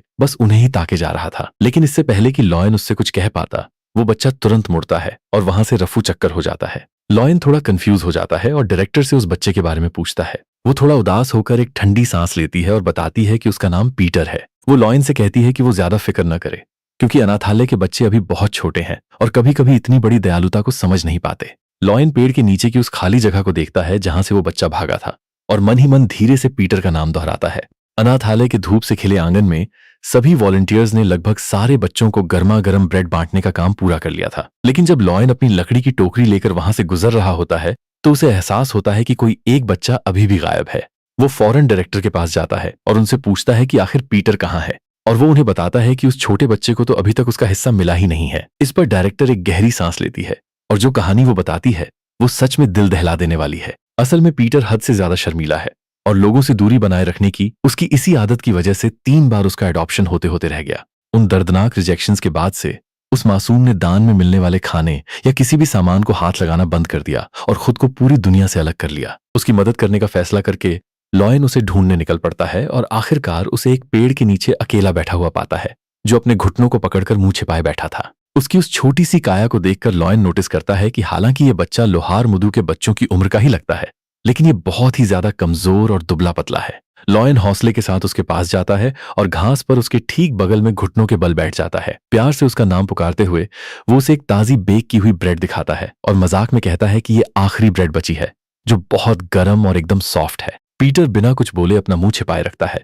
लेकिन तभी उसके पेट से गुड़गुड़ाहट की तेज आवाज आती है जो उसका पूरा भांडा फोड़ देती है। आखिर भूख को कोई कैसे छुपा सकता है भाई? लॉयन मुस्कुराता है और बड़े प्यार से पूछता है कि क्या उसे भूख लगी है। उसे समझ आ जाता है कि अगर ये किसी आम बच्चे का गुस्सा होता तो वो उसे आसानी से मना लेता, लेकिन भूखे होने के बावजूद इस बच्चे का खाना न खाना ये दिखाता है कि इसे प्यार और बहुत ज्यादा सब्र के साथ संभालने की जरूरत है। इसी बीच निकोलस और बाकी के गांव वाले अपना सारा काम निपटा लेते हैं। वे अनाथालय के स्टाफ को अलविदा कहते हैं और वापस शहर लौटने की तैयारी करने लगते हैं, ये सोचकर कि सारे लोग चले गए होंगे। पीटर धीरे से अपना सिर उठाता है। वो उस शांत आंगन को देखता है और गुस्से में बुदबुदाता है कि ये सब ढोंगी लोग हैं जो सिर्फ अपनी तारीफ के लिए दान करते हैं और फिर बच्चों को छोड़कर चले जाते हैं। लेकिन जैसे ही पीटर अपना सिर घुमाता है, उसे जिंदगी का सबसे बड़ा झटका लगता है, क्योंकि लॉयन अभी भी वहीं घास पर पालथी मारकर उसके बगल में बैठा हुआ था। हड़बड़ाकर पीटर पीछे खिसकता है और उससे पूछता है कि वो अभी तक यहां से गया क्यों नहीं। लॉयन बस प्यार से मुस्कुराता है और मजाक करते हुए कहता है कि तुम इतनी शांति से सो रहे थे कि मेरा तुम्हें जगाने का मन ही नहीं किया। वो फिर से ब्रेड आगे बढ़ाता है और पूछता है कि क्या वो खाना चाहेगा, लेकिन पीटर गुस्से में अपना मुंह दूसरी तरफ मोड़ लेता है। जब लॉयन देखता है कि प्यार से बात नहीं बन रही, तो वो सीधे एक्शन लेने का फैसला करता है। मुस्कुराते हुए वो आगे बढ़ता है, हल्के से पीटर के गालों को पकड़ता है और ब्रेड का एक टुकड़ा सीधे उसके मुंह में डाल देता है। पीटर हैरान रह जाता है, लेकिन जैसे ही वो पहला बाइट चबाता है, उसकी आंखें चमक उठती हैं। उस ब्रेड का लाजवाब स्वाद चखते ही उसका सारा गुस्सा और जिद गायब हो जाती है और वो दोनों हाथों से ब्रेड को मजे से ठूंसने लगता है। लॉयन उसे मुस्कुराते हुए देखता है और उसे एक और टुकड़ा देते हुए कहता है कि ये असल में उसका अपना हिस्सा था। उस सुनहरी ब्रेड को हाथ में पकड़े हुए पीटर सोच में पड़ जाता है। ये तो बिल्कुल मामूली सी ब्रेड है, लेकिन फिर भी इसका स्वाद उसके लिए दुनिया की सबसे बेहतरीन चीज जैसा था। वो धीरे से बड़बड़ाता है कि बड़े लोग सिर्फ दिखावे के लिए अच्छे बनते हैं, और वो याद करता है कि कैसे उसके पिछले पेरेंट्स ने उसे बस इसलिए छोड़ दिया क्योंकि उसने उन्हें तुरंत अपना असली परिवार नहीं माना। पीटर की नजर में सारे बड़े लोग सिर्फ झूठे और धोखेबाज थे। लॉयन उसकी ये बातें शांति से सुनता है और फिर उसे एक सीधी सी बात समझाता है। वो हंसते हुए कहता है कि गुस्से में बड़े लोग अक्सर खाना छोड़ देते हैं और बाद में पछताते हैं, लेकिन पीटर तो गुस्सा होने के बाद भी बड़े मजे से खा रहा है। ढलते सूरज की रोशनी में बैठकर लॉयन उसे बताता है कि ये ब्रेड उसने खुद बनाई है और किसी को इसे चाव से खाते देख उसे बेहद खुशी मिलती है। उसकी ये सच्ची बातें सुनकर आखिरकार पीटर की जिद टूट जाती है। वो फूट फूट कर रोने लगता है, लेकिन अपनी सेल्फ रिस्पेक्ट बचाने के लिए आंसुओं के बीच कहता है कि वो रो नहीं रहा, बल्कि ब्रेड जरूरत से ज्यादा स्वादिष्ट है। लॉयन मुस्कुराते हुए पूछता है कि क्या सच में ऐसी बात है, और पीटर धीरे से अपना सिर हिला देता है। खड़े होकर अपने कपड़े झाड़ते हुए लॉयन वादा करता है कि वो अगली बार उसके लिए और भी ज्यादा ब्रेड बनाकर लाएगा, और वो वादा पक्का करने के लिए अपनी पिंकी फिंगर आगे बढ़ाता है। पीटर को थोड़ा शक तो होता है, पर वो पूछता है कि क्या वो सच में गंभीर है। लॉयन स्टाइल से मुस्कुराता है और कहता है कि उसने आज तक कभी अपना वादा नहीं तोड़ा। जुड़ी हुई उंगलियों को देखते हुए पीटर धीरे से कहता है कि अगली बार वो 2 ब्रेड खाएगा। लॉयन उसके सिर को थपथपाता है और हंसकर कहता है कि सिर्फ 2 क्यों, तुम तो आराम से 3 खा सकते हो। पीटर शर्माकर अपना मुंह बना लेता है, लेकिन दूर खड़ी डायरेक्टर ये देखकर इमोशनल हो जाती है, क्योंकि उसने सालों से पीटर के चेहरे पर ऐसी मुस्कान नहीं देखी थी। उसे समझ आता है कि अगर उनके स्टाफ ने भी लॉयन जैसी ही ईमानदारी और सब्र दिखाया होता तो ये बच्चे बहुत पहले ही अपने दिल की बात कह देते। सूरज ढलने के वक्त लॉयन पीटर को वापस बाकी बच्चों के साथ खेलने भेज देता है। गांव वाले अपनी विदा लेने की तैयारी करते हैं और स्टाफ का शुक्रिया अदा करते हैं, लेकिन जैसे ही लॉयन और लिक्सिल जाने लगते हैं, डायरेक्टर भागती हुई आती है और उनसे हाथ जोड़कर गुजारिश करती है कि वे थोड़ी देर और रुकें ताकि अनाथालय उनका शुक्रिया अदा कर सके। वो खुश होकर बताती है कि उसने एक खास मेहमान को बुलावा भेजा है जो रास्ते में ही है। वो दोनों भाइयों से पूछती है कि क्या वे एक प्रीस्ट का आशीर्वाद लेने के लिए रुकेंगे। ये सुनते ही लिक्सिल की आंखें खुशी और हैरानी से फटी की फटी रह जाती हैं। उसका वो रिस्की और पेचीदा प्लान कामयाब हो गया था, जिसके जरिए वो गुपचुप तरीके से लॉयन का चेकअप एक बड़े प्रीस्ट से कराना चाहता था। अपनी खुशी को छिपाते हुए लिक्सिल अदब से झुकता है और कहता है कि इतने प्यार भरे आमंत्रण को ठुकराना गलत होगा, और वो इसे स्वीकार कर लेता है। जैसे ही डायरेक्टर उन दोनों को अंदर ले जाती है, शाम ढल जाती है और प्रीस्ट के आने का वक्त करीब आ जाता है। अंदर सोफे पर बैठते ही लिक्सिल के मन में शक पैदा होने लगता है।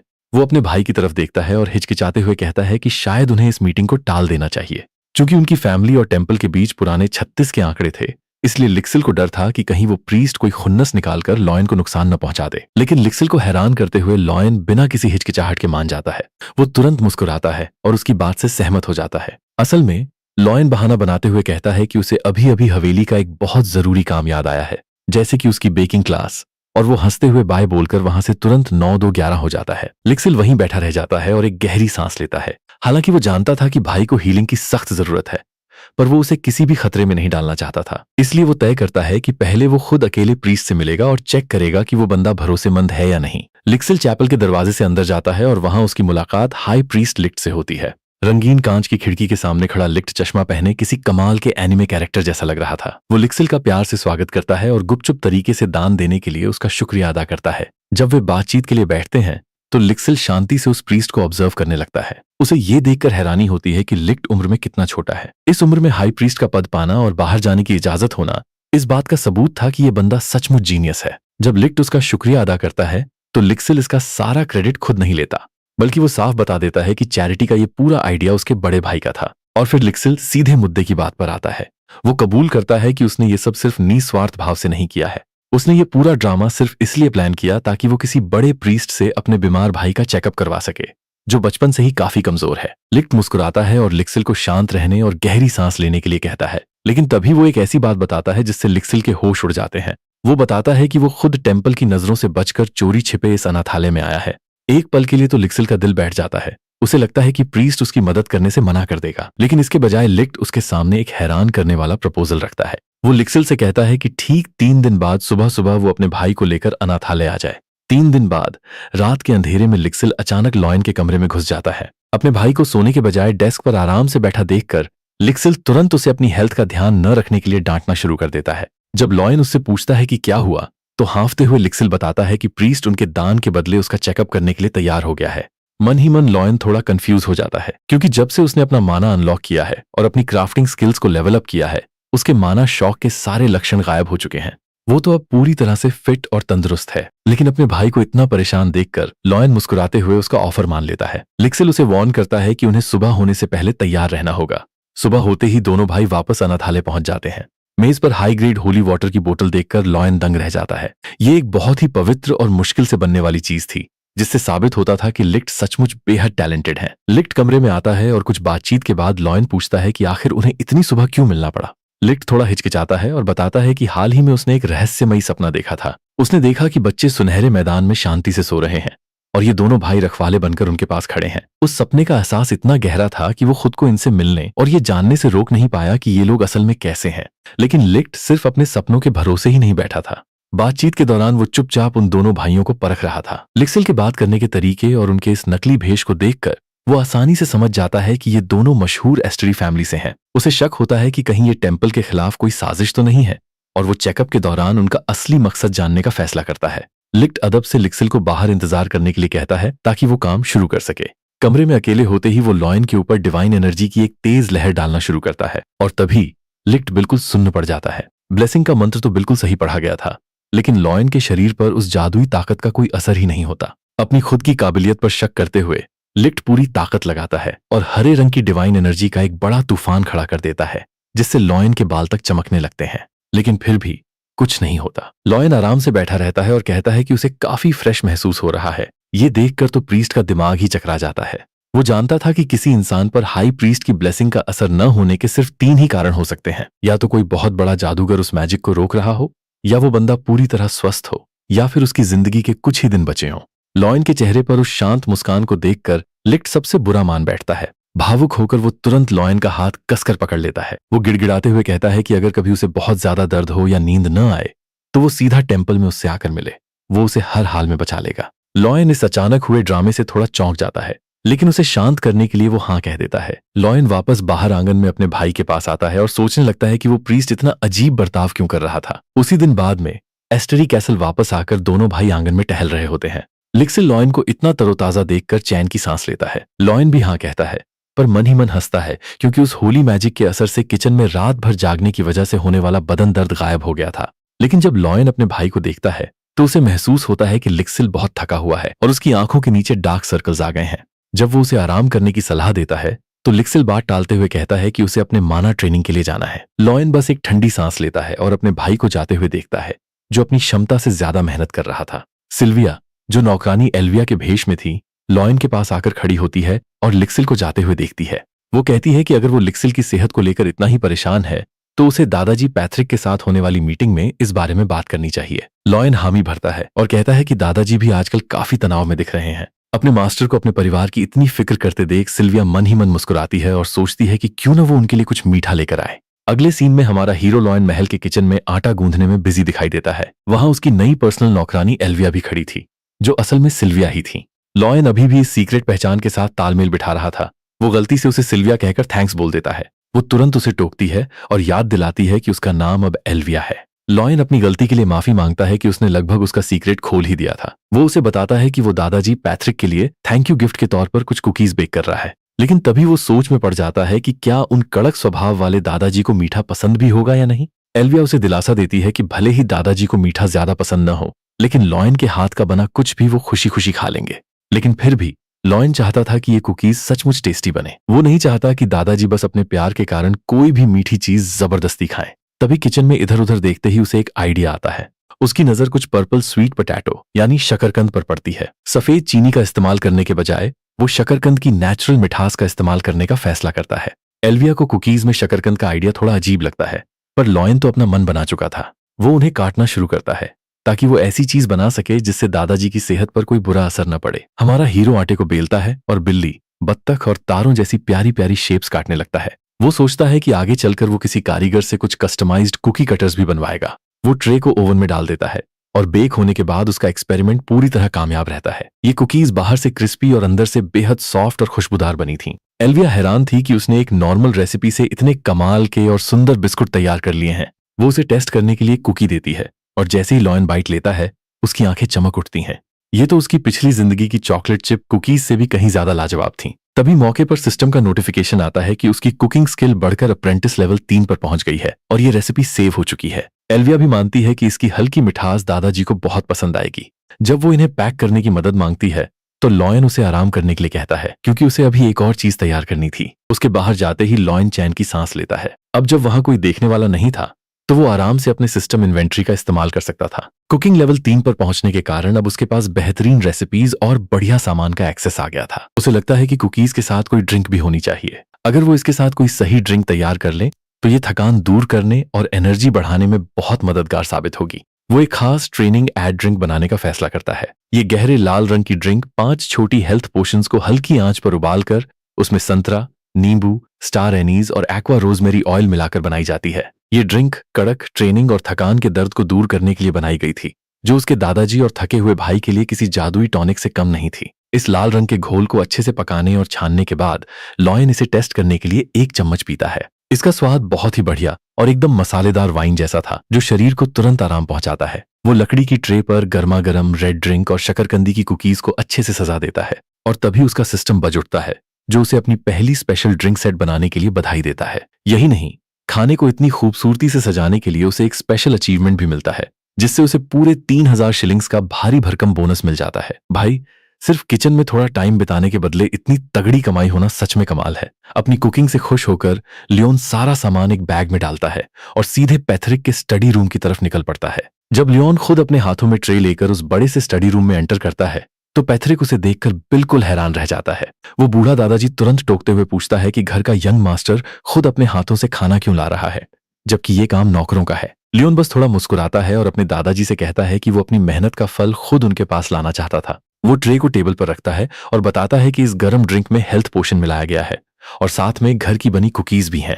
अब पैथरिक का भी मन ललचा जाता है। वो भालू के शेप वाली एक प्यारी सी छोटी कुकी उठाता है और उसकी एक बाइट लेता है और भाई, खाते ही उसका रिएक्शन देखने लायक था। वो कुकी मुंह में जाते ही घुल जाती है और उसका हल्का सुकून देने वाला मीठा स्वाद दादाजी का मूड एकदम फ्रेश कर देता है। ये उन भारी भरकम हद से ज्यादा मीठी पेस्ट्रीज से बिल्कुल अलग था जो उन्होंने आज तक खाई थी। अब जहां एक तरफ दादाजी उस भालू वाली कुकी को खाकर शांति का एहसास कर रहे थे, वहीं लियोन के सामने एक सिस्टम नोटिफिकेशन पॉपअप होता है। उसकी कुकिंग स्किल अब सीधे अप्रेंटिस लेवल 4 पर पहुंच चुकी थी।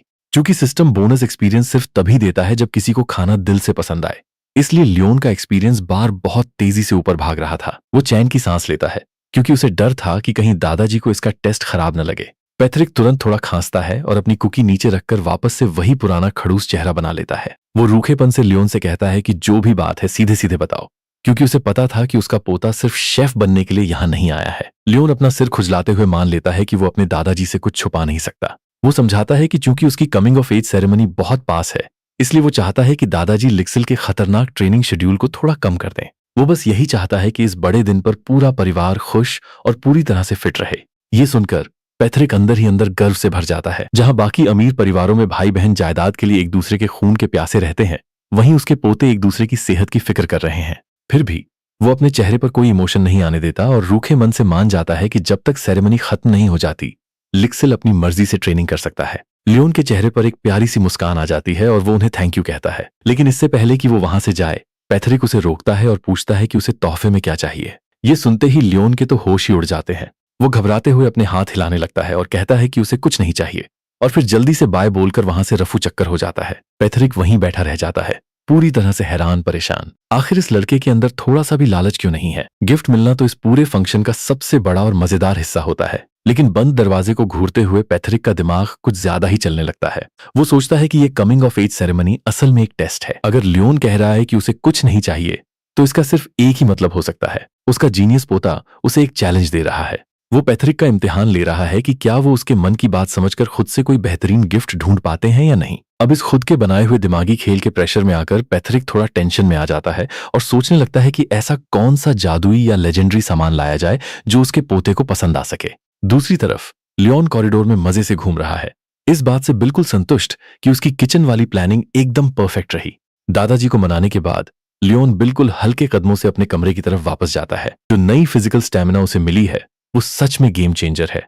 अब वो इतनी आसानी से चल फिर पा रहा है, जो उसकी कमजोर बॉडी के लिए पहले एक सपना था। लेकिन जब हमारा भाई हवा में तैरते हुए जा रहा होता है, तो वो सोचता है कि क्यों ना अपने छोटे भाई लिक्सिल का भी हाल चाल ले लिया जाए। पर भाई, लिक्सिल के कमरे का माहौल कुछ ठीक नहीं लग रहा था। लियोन जैसे ही स्नैक्स की ट्रे लेकर दरवाजा खोलता है, वो देखता है कि लिक्सिल टेबल पर मुंह के बल सोया पड़ा है। बेचारा किताबों और फाइलों के पहाड़ के नीचे दबा हुआ था। ऐसा लग रहा था जैसे पूरी रात जागकर पढ़ाई कर रहा हो। लियोन खुद को रोक नहीं पाता और अपने हमेशा साफ सुथरे रहने वाले भाई के कमरे की हालत देखकर उसे एक फनी नाम से चिढ़ाने लगता है। लिक्सिल का चेहरा एकदम लाल हो जाता है और वो शर्म के मारे अपना मुंह छुपाने लगता है कि उसके बड़े भाई ने उसे इस हालत में देख लिया। माहौल को थोड़ा हल्का करने के लिए लियोन उसके सामने अपनी ताजी बनी शकरकंदी की कुकीज की प्लेट रख देता है। लिक्सिल पूरी तरह थक चुका था, इसलिए वो एक बाइट लेता है और लेते ही बिल्कुल सुन्न पड़ जाता है। हमारे भाई की बेकिंग इतनी गजब की थी कि उसे खाते ही लिक्सिल का दिमाग एकदम फ्रेश हो जाता है। वो कुकी इतनी ज्यादा टेस्टी थी कि लिक्सिल उसे बस बिना पलक झपकाए देखता ही रह जाता है। अपने भाई के चेहरे पर खुशी देखकर लियोन उसे खुशखबरी सुनाता है। वो बताता है कि उसने उनके डरावने दादाजी से बात करके लिक्सिल के लिए थोड़ा आराम करने की परमिशन ले ली है। वो कहता है कि जब घर में इतना बड़ा फंक्शन होने वाला है, तो वो नहीं चाहता कि कोई भी थका थका या ज़ोंबी जैसा दिखे। सब बिल्कुल फ्रेश होने चाहिए। लिक्सिल को यह जानकर बहुत अच्छा लगता है कि उसका भाई उसकी कितनी परवाह करता है। वो धीरे से थैंक यू बोलता है, हालांकि उसे अच्छे से पता था कि उसकी इस हालत की वजह दादाजी की ट्रेनिंग नहीं, बल्कि कुछ और ही थी। अपने भाई को इतना परेशान देखकर लियोन उसे चिढ़ाने लगता है कि कहीं वो छुप छुप कर किसी लड़की को लव लेटर तो नहीं लिख रहा। ये सुनते ही लिक्सिल हड़बड़ा जाता है और तुरंत बात को साफ करता है। वो कहता है कि ऐसा कुछ नहीं है और न ही ये दादाजी की ट्रेनिंग की वजह से है। असल में वो लियोन की होने वाली सेरेमनी को लेकर परेशान है। लियोन समझ जाता है कि उसका भाई उस रहस्यमयी लाइब्रेरी भूल भुलैया की बात कर रहा है। एस्तोरी खानदान में इस रस्म को बहुत बड़ा माना जाता है। वहां जाने वाले को एक जादुई लाइब्रेरी से गुजरना पड़ता है, जो बंदे के लेवल के हिसाब से बदल जाती है और उसे वही मैजिक सिखाती है जिसकी उसे सबसे ज्यादा जरूरत होती है। और अगर कोई इसके आखिरी छोर तक पहुंच जाए तो उसे एक बहुत ही ताकतवर मैजिकल आइटम मिलता है। लेकिन अगर कोई ताकत के दम पर उसे जीतने की कोशिश करे तो वो एक कभी न खत्म होने वाली भूल भुलैया बन जाती है। लियोन को याद आता है कि इस शरीर का पुराना मालिक तो इस शांत जगह को छुपने के लिए इस्तेमाल करता था। ये सोचकर वो मुस्कुराने लगता है। उसे अंदर से बहुत अच्छा लगता है कि लिक्सिल इस बात को लेकर अपनी नींद खराब कर रहा है कि वो बिना माना के वहां कैसे सरवाइव करेगा। लियोन अपने भाई को दिलासा देने की कोशिश करता है कि ये रस्म बस नाम की है, लेकिन लिक्सिल जोर से अपना सिर हिलाते हुए मना करता है। नहीं भाई, आप समझ नहीं रहे हो। भूल भुलैया असली प्रॉब्लम नहीं है। असली मुसीबत तो उन कपड़ों की है जो हमें वहां पहनने पड़ेंगे। फिर लिक्सिल अपने ताकतवर दादाजी के बारे में एक बड़ा सच बताता है। पैथरिक एस्टेयर का फैशन सेंस बिल्कुल जीरो है। वो जंग के मैदान के तो हीरो हैं, लेकिन अगर उन्हें अकेले छोड़ दिया जाए तो वो किसी भी ऑफिशियल मीटिंग में चमकीले कपड़े, अजीब सा केप और अजीब जूते पहनकर आ जाएंगे। पुराने दिनों में सिर्फ उनकी एडवाइजर सिल्विया ही ऐसी थीं जो उन्हें जोकर बनकर महल से बाहर जाने से रोक पाती थीं। लेकिन अब सिल्विया रिटायर हो चुकी हैं, इसलिए लिक्सिल पूरी तरह से निराश हो चुका है। उसे लग रहा है कि अब तो लोगों के सामने उनकी बेइज्जती होना तय है। सच कहें तो लियोन भी इस बात से एग्री करता है कि दादाजी के इस अजीब फैशन को रोकना ही पड़ेगा। वो मुस्कुराते हुए लिक्सिल से कहता है कि शांत हो जाओ, सब ठीक हो जाएगा। वो इस फैशन प्रॉब्लम को सुलझाने का वादा करता है और कहता है कि पूरा परिवार एक जैसे कस्टमाइज्ड कपड़े पहनेगा। एक अच्छे दर्जी की खोज में लियोन मूडू की फैमिली से मिलने जाता है। वो अपने साथ कुकीज का एक बैग ले जाता है, जिसे देखकर लियाह और उसके बच्चे बहुत खुश हो जाते हैं। जब बच्चे खाने में बिजी हो जाते हैं तो लियोन अपने असली काम की बात शुरू करता है। वो लियाह से पूछता है कि क्या वो उसे उस टैलेंटेड दर्जी से मिलवा सकती है जो अनाथालय में मदद करने आता था। लियोन को याद था कि वो बंदा फटे पुराने टुकड़ों से भी बहुत सुंदर कपड़े बना लेता था, जो कि एक बहुत बड़ा हुनर है। ये सुनते ही लियाह थोड़ी हिचकिचाने लगती है और उसके चेहरे पर थोड़ी चिंता दिखने लगती है। वो उसे रास्ता बताने के लिए तैयार तो हो जाती है, लेकिन साथ में एक चेतावनी भी देती है। वो कहती है कि जब तुम वहां खुद जाओगे तो समझ जाओगे कि मैं तुम्हें वहां भेजने से क्यों कतरा रही थी। लियोन रास्ता खोजते हुए एस्टेट के कोने में एक बहुत ही सुनसान और खंडहर जैसी जगह पर पहुंच जाता है। वहां उसे मकड़ी के जालों से ढका हुआ एक पुराना और हिलता हुआ साइन बोर्ड दिखता है। उस बोर्ड पर क्या नाम लिखा था? आंद्रे। थोड़ा संकोच करते हुए लियोन अंदर कदम रखता है। वो एक डरावने और धुंधले कॉरिडोर से आगे बढ़ता है, जिसके दोनों तरफ पुतले यानी मैनिक्विन रखे हुए थे। कॉरिडोर के आखिर में उसे एक रोशनी वाला कमरा दिखता है, जहां एक आदमी की परछाई खड़ी नजर आती है। लियोन प्यार से आवाज देता है, जिसे सुनकर वो दर्जी आंद्रे खुशी से एकदम उछल पड़ता है। भाई का रिएक्शन ऐसा था मानो उसने सालों से किसी इंसान को देखा ही न हो। आंद्रे तुरंत लियोन को पहचान लेता है। हालांकि लियोन के बाल और आंखें अब वैसी नहीं थीं जैसी अनाथालय में थीं, फिर भी वो उसका चेहरा अच्छे से याद रखता है। लियोन उससे माफी मांगता है और बताता है कि रईस होने के कारण उस दिन वो भेष बदल कर आया था। फिर वो अपना परिचय एस्टेरी परिवार के बड़े पोते के रूप में देता है। आंद्रे ये जानकर बिल्कुल चौंक जाता है। उसे यकीन नहीं हो रहा था कि इतने बड़े घराने का कोई शख्स उसकी इस पुरानी दुकान पर खुद चलकर आया है। आंद्रे तुरंत उसे अपनी वर्कशॉप के अंदर बुलाता है। अंदर जाते हुए लियोन की नजर एक लकड़ी के शेल्फ पर रखे चमचमाते हुए बड़े अवार्ड पर पड़ती है, जो साम्राज्य के सबसे बड़े डिजाइन कंपटीशन का था। मतलब ये बंदा कोई मामूली दर्जी नहीं, बल्कि बहुत बड़ा खिलाड़ी है। वो असल में एक सर्टिफाइड जीनियस है। आंद्रे चाय बनाने की बात करता है तो लियोन अपना छुपा हुआ हथियार यानी अपनी बनाई कुकीज बाहर निकालता है। आंद्रे जैसे ही एक बाइट लेता है, उसका लाजवाब क्रंच उसे पूरी तरह से इमोशनल कर देता है। वो बंदा खुशी के मारे अपने सीने पर हाथ रख लेता है और उसकी आंखों से आंसू बहने लगते हैं। वो उस कुकी की तारीफों के पुल बांधने लगता है और कहता है कि इसका स्वाद ऐसा है जैसे किसी राजकुमार को एक साधारण लड़की से पहली नजर में प्यार हो गया हो। भाई, इसे कहते हैं एकदम ड्रामेटिक फूड रिव्यू। सिर्फ एक कुकी खाकर इमोशनल हुआ। आंद्रे लियोन की तरफ आंसू भरी आंखों से देखता है। वो कहता है कि भले ही अफवाहें आपको बेकार समझती हों, लेकिन आप असल में एक बहुत ही सुलझे हुए और गहरे इंसान हैं। वो पूरी ईमानदारी से अपनी बात रखता है और गर्व से कहता है कि उसके जैसा डिजाइन और कढ़ाई पूरे साम्राज्य में कोई और नहीं कर सकता। लेकिन फिर अचानक उसका चेहरा उतर जाता है। वो अपने बीते कल के बारे में बताता है कि वो असल में एक रईस खानदान का नाजायज बेटा है। इसी वजह से वहां के अमीर घराने उसे कचरा समझते थे। उनका मानना था कि किसी मामूली दर्जी से अपने कपड़े सिलवाना उनकी शान के खिलाफ है। जब ये बुरी अफवाहें फैली तो उसके सभी रईस ग्राहकों ने उसका साथ छोड़ दिया और वो अकेला रह गया। आंद्रे हिचकिचाते हुए सलाह देता है कि अगर लियोन उसे काम देना चाहता है तो उसे दूसरों से झूठ बोल देना चाहिए कि ये कपड़े किसी नए और अनजान दर्जी ने बनाए हैं, ताकि लियोन की बदनामी न हो। पर लियोन को इन सब बातों से कोई फर्क नहीं पड़ता। वो आंद्रे को रोकने के लिए अपना हाथ उठाता है और उससे प्यार से पूछता है कि क्या वो उसके बनाए हुए कुछ कपड़े देख सकता है। आंद्रे उसे अपने कलेक्शन के पास ले जाता है और तरह तरह के कपड़े दिखाता है। जैसे ही लियोन की नजर उन पर पड़ती है, उसकी आंखें चमक उठती हैं। हर एक कपड़ा अपने आप में बहुत ही शानदार और लाजवाब था। इस डरावनी दुकान और बुरी अफवाहों के बावजूद उस टूटे फूटे कमरे में एक से बढ़कर एक बेहतरीन डिजाइन रखे हुए थे। लियोन उन कपड़ों को बहुत ध्यान से देखता है और सच में वो काफी प्रभावित होता है। हालांकि ये कपड़े बहुत ही सस्ते और साधारण धागों से बने थे, फिर भी इनकी क्वालिटी 2 स्टार दर्जे की लग रही थी। लियोन के लिए ये एक बहुत बड़ा ग्रीन फ्लैग था। इसका मतलब था कि आंद्रे का काम करने का तरीका, उसकी कटिंग और सिलाई सच में लाजवाब थी। हमारा भाई सोचने लगता है कि अगर इस हुनरमंद बंदे को अच्छे और महंगे कपड़े मिल जाएं तो ये क्या ही कमाल कर देगा। इस टैलेंट को अपने साथ जोड़ने के इरादे से लियोन आंद्रे को अपनी सेरेमनी के लिए अपने ही नाम से मैचिंग कपड़े बनाने का ऑर्डर देता है।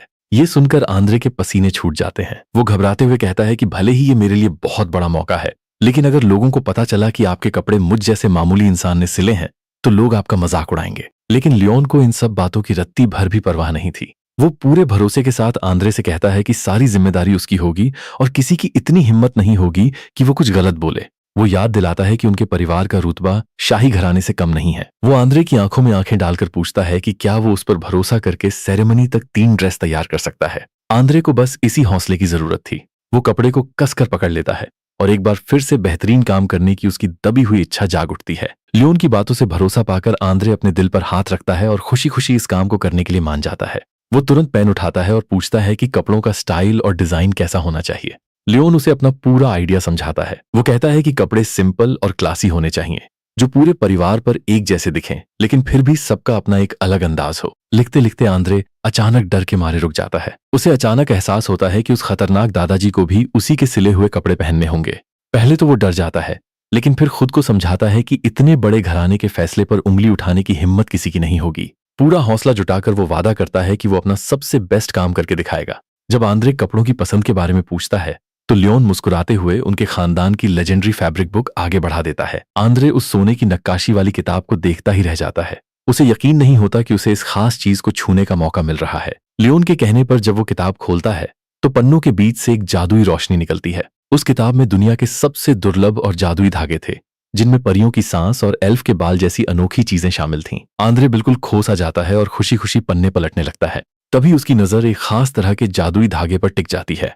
वो उसे तुरंत पहचान लेता है और याद करता है कि जब उसका काम अच्छा चलता था तब एक अमीर महिला हमेशा इसी कपड़े की डिमांड करती थी। वो हमेशा जानना चाहता था कि ये कपड़ा कहाँ से आता है, पर इस किताब में भी इसके बनाने वाले के बारे में कुछ नहीं लिखा था। लियोन उस कपड़े के टुकड़े को देखता है और तभी उसकी मदद के लिए उसका सिस्टम एक्टिवेट हो जाता है। सिस्टम बताता है कि इस धागे का नाम आर्चमेज का सच्चा प्यार है। ये एक 3 स्टार क्वालिटी का धागा है जिसे एक महान जादूगर ने अपनी बेटी के लिए बनाया था, जो किसी भी हमले से बचाने का काम करता है। उस जादूगर की कहानी को अपने परिवार के इतिहास से जोड़कर लियोन मुस्कुराने लगता है। वो तय करता है कि चूंकि वो एक जैसा लुक चाहते हैं, इसलिए वे इसी जादुई कपड़े का इस्तेमाल करेंगे। आंद्रे खुशी खुशी मान जाता है और लियोन का नाप लेने की तैयारी करने लगता है। लेकिन तभी बाहर से अचानक बहुत शोर शराबा सुनाई देने लगता है। वहां लिक्सिल आ चुका था और वो अकेला नहीं आया था। वो अपने साथ दर्जनों गाड़ियां लेकर आया था। लियोन और आंद्रे बाहर आकर देखते हैं कि पूरा आंगन काम करने वालों से भरा पड़ा था, जो सिलाई मशीनें, धागे और महंगे कपड़े उतार रहे थे। लिक्सिल वहां बड़े गर्व से खड़ा होकर कहता है कि जब बात उसके भाई की लाइफ के इतने बड़े दिन की है तो इतनी तैयारियां तो बनती ही हैं। लियोन अपने भाई के इस दिखावे को देखकर मुस्कुराता है, जबकि आंद्रे खुशी के मारे रोने ही वाला होता है। वो तुरंत अपने पुराने औजारों को इन नए और शानदार सामानों से बदलने का फैसला करता है। अपना नाप देने के बाद लियोन आंद्रे से एक और बात पूछता है। वो चाहता है कि आंद्रे उसे खाली समय में कपड़े सिलने के कुछ बेसिक तरीके सिखाए। आंद्रे और उसका हेल्पर ये सुनकर हैरान रह जाते हैं। एक रईस घराने का लड़का खुद कपड़े सिलना सीखना चाहता है, लेकिन लियोन उन्हें अपना नजरिया समझाता है। वो कहता है कि आंद्रे के काम और लगन को देखकर उसे लगा कि किसी कारीगर की मेहनत की कद्र करने के लिए खुद उस काम की समझ होना बहुत जरूरी है। अपने काम के प्रति लियोन का ऐसा सम्मान देखकर आंद्रे बहुत खुश होता है और उसे सब कुछ सिखाने के लिए तैयार हो जाता है। जब आंद्रे लिक्सिल का नाप लेने जाता है तब लियोन वहां रखे एक टेबल की तरफ बढ़ता है। वो वहां रखे साधारण कपड़ों के डिजाइन देखता है और सोचता है कि आंद्रे ने इतने सस्ते कपड़े से भी इतना अच्छा काम कैसे कर लिया। बिना किसी मशीन के अपने हाथों से सिलाई करने की सोचकर लियोन वो मैजिक किट निकालता है जो उसे इनाम में मिली थी। लियोन धूप वाली जगह पर बैठ जाता है और उस किट को खोलता है। वो उसमें से एक जादुई सुई निकालता है जिसमें धागा अपने आप डल जाता है और सिलाई शुरू कर देता है। उसे इस काम को करने में काफी सुकून मिलता है। वो जादुई सुई उसकी आंखों के सामने हल्की रोशनी की लाइनें बनाती हैं, जिससे उसकी सिलाई एकदम सीधी और बेहतरीन होने लगती है। वो अपने काम में इतना खोया हुआ था कि उसे पता ही नहीं चला कि लिक्सिल कब वापस आ गया। जब वो रुककर अपने भाई को देखता है तो उसे ध्यान न देने के लिए सॉरी कहता है। लिक्सिल मुस्कुराते हुए कहता है कि कोई बात नहीं, वो तो बस अपने बड़े भाई की लगन को देखकर हैरान था। जब आंद्रे लियोन का काम देखने आता है तो वो हैरान रह जाता है। भले ही सिलाई थोड़ी टेढ़ी मेढ़ी थी, लेकिन पहली बार के हिसाब से ये काम बहुत ही शानदार था। उन टांकों को देखकर आंद्रे के दिमाग की बत्ती जलती है। वो तुरंत सिलाई करने और नए डिजाइन लिखने में लग जाता है। उसे एहसास होता है कि वो मशीनों के चक्कर में ये भूल ही गया था कि असली और क्लासी डिजाइनिंग तो हाथों की सिलाई से ही शुरू होती है। दर्जी को अपनी ही दुनिया में खोया देखकर लियोन मुस्कुराता है। वो लिक्सिल से कहता है कि अब उन्हें घर चलना चाहिए। लिक्सिल हामी भरता है और याद दिलाता है कि शाम को दादाजी के साथ उनका डिनर है।